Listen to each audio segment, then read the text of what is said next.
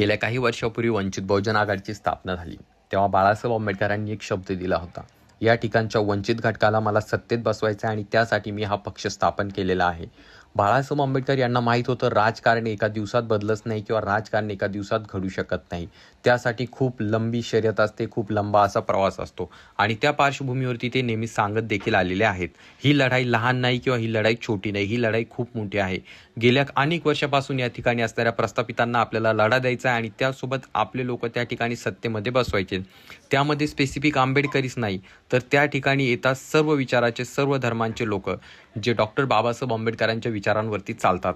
आणि त्याच पार्श्वभूमीवरती आता पुन्हा एकदा बाळासाहेब आंबेडकर यांनी आपला शब्द खरा करून दाखविला आहे.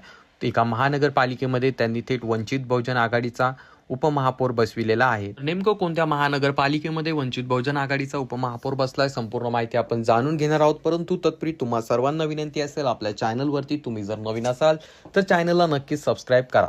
तर लातूर शहर महानगरपालिकेच्या महापौर म्हणून काँग्रेस आणि वंचित बहुजन आघाडीच्या सौ जयश्री कांबळे यांची, तर उपमहापौरपदी ॲडव्होकेट स्नेहल उटगे यांची बिनविरोध निवड करण्यात आलेली आहे. त्याबद्दल दोघांचे मनपूर्वक अभिनंदन करण्यात देखील आलेलं आहे.